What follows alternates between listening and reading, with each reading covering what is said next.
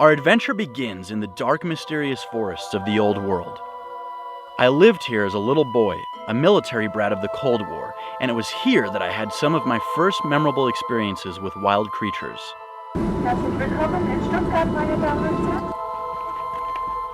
I've returned to southern Germany to find some of those animals of the forest that I remember as a boy. Among them is one animal special to me that can only be found during a brief window of the year and only when conditions are right.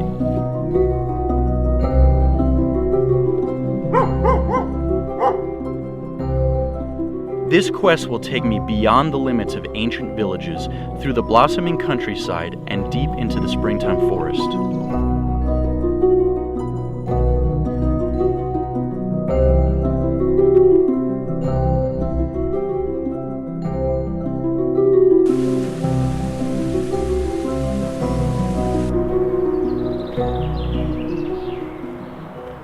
Springtime in southern Germany is lush and vibrant with life, and the animals that live here are reminiscent of the ancient fairy tales that they inspired. And I've come here in search of one such magical little creature, the fire salamander. Over the next few days, I'll wander with you through these beautiful forested hills in search of the fire salamander, and hopefully along the way we'll run into some other interesting creatures too. Fire salamanders aren't a rare species in most of their range, but because of their secretive habits, they're rarely seen and hard to find. They like it cool and damp and stay hidden during the day. In winter, they hibernate, and during the summer heat, they become dormant, retreating underground. In fact, once the average temperature rises above 70 degrees Fahrenheit, they seem to disappear from the forest completely. A few brief weeks in cool mid-spring during the rainy season is my best shot at finding the fire salamander. I cover a lot of ground each day and search every niche of the forest in hopes of uncovering a fire salamander. The one thing that could help me find one now is rain.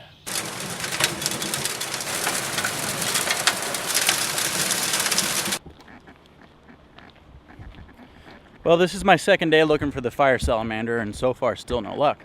But it rained last night, and today I'm checking out a north-facing hillside, which are usually cooler and moister than south and west-facing hillsides. And the fire salamander prefers things cool, so I'm feeling pretty optimistic that I'll find one soon. But until then, there's another cool animal that I want to show you, and I'm pretty sure I can go find one. So let's go take a look.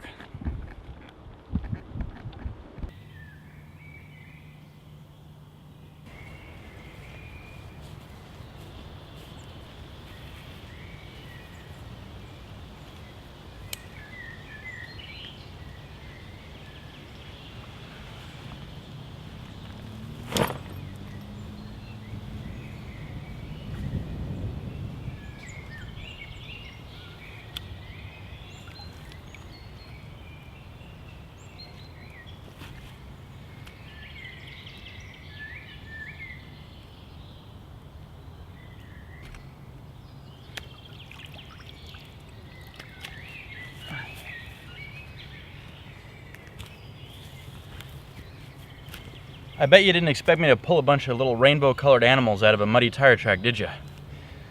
Well, these are alpine newts, and they come from all around in this forest, and they gather in little ponds and water holes like this to breed. The rest of the year, they live in the forest terrestrially.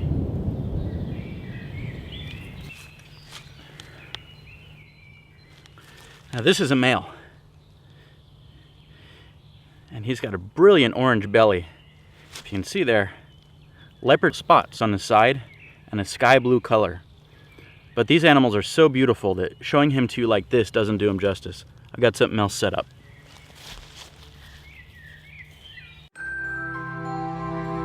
Males take on this striking coloration during the mating season to impress females. With the alpine newt, it's all about standing out of the crowd for the ladies.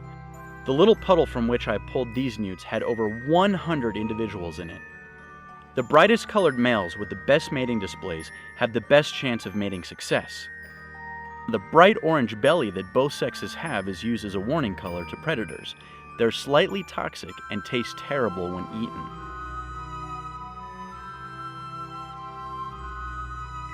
Like most amphibians, there's no specific list of prey that the alpine newt eats.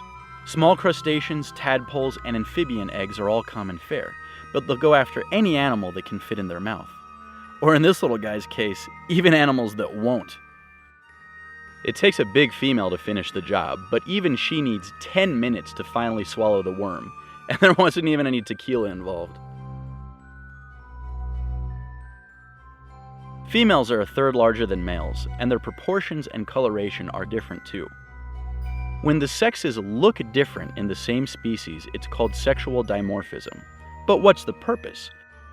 Females are larger because they have to produce so many eggs, and they're not colorful because they don't have to display for the males. So how does the male win the love of a female? Well, he starts by lighting scented candles. Oh wait, he starts by sniffing her snout to make sure she's the right species of newt. He then positions himself in front of her to do a dance, which fans his pheromones her way in attempts of making her interested. The male eventually drops a spermatophore into the leaves, hoping that the female is interested enough to pick it up with her cloaca.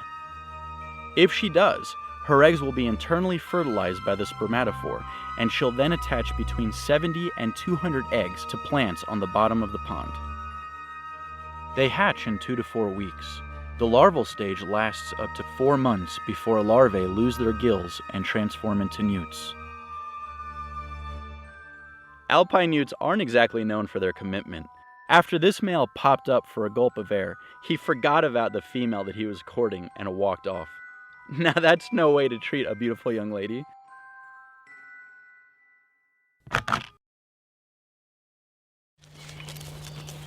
Now it's back into the forest to find the fire salamander. This is one of the things I love most about wandering aimlessly. You never know what you're going to run into around the next corner. Here's a little honey farm just randomly in the middle of the forest. But the thing is, unless I disturb this hive, these bees won't mess with me at all.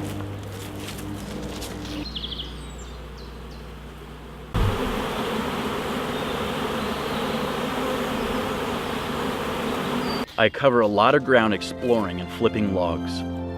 I know that in some spots, salamanders have probably been all around me, but I just haven't found them. I'm just one little man trying to film this salamander. No crew, no budget, and very limited time, so I've only got one shot. I don't leave a single log unturned, and then I find this wood pile near a logging site deep in the forest.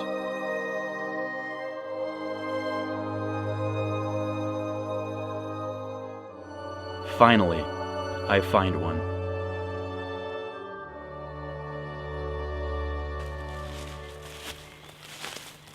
Look at this. I hit the fire salamander jackpot in that wood pile. Now this lets me show you the great variation in their markings. Look at this. We got stripes and spots. You can get them in solid lines, so many different patterns. Now right now, the fire salamanders are at the most active between March and June. Oops. And that's because of the springtime rains. This is when the females are out and about depositing their larvae in little streams. And the way these salamanders reproduce is very interesting. In fall, the males pair up with the females, fertilize their eggs internally, and then the eggs hatch inside of the female. And the larvae develop inside of the female over the wintertime. And then in spring, she releases them into the little streams and rivulets around here. I love these guys. I'm gonna let them go.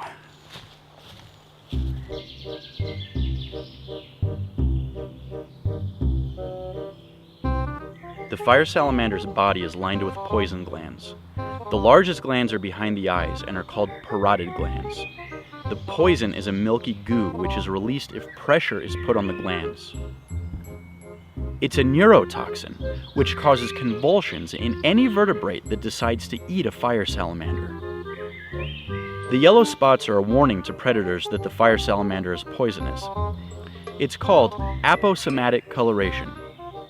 Some animals instinctively avoid the color yellow, and for those that take a taste of the fire salamander once, they're sure never to forget the terrible effects of those pretty yellow spots in the future. The fire salamander's name isn't actually derived from its yellow spots. When people in ancient Europe used to burn wood piles, these guys would come running out, so people actually thought that they were created from fire. Silly ancient Europeaners. Fire salamanders live in broadleaf forests across Europe from Spain to Romania, usually below 3,000 feet. Being natural hiders, fire salamanders instinctively burrow into the earth and head for any hole or crevice they find when forced to be in the open. Females have been pregnant since the breeding season last autumn, and in mid-spring they give birth in small, cool, fishless streams like this. Around 50 wriggling larvae emerge, which have already hatched inside of her from eggs. For now, it's the larvae's full-time job to eat as much as possible and not be eaten by snakes, water beetles, and small mammals.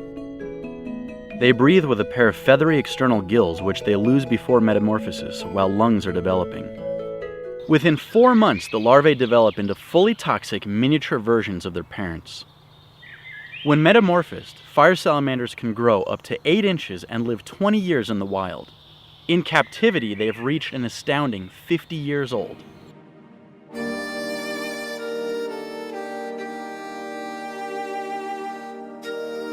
In the coming days, an early summer heat wave warmed the forest to above 80 degrees Fahrenheit. The reptiles of the land emerged and rejoiced in the warmth, but the fire salamanders became nowhere to be found.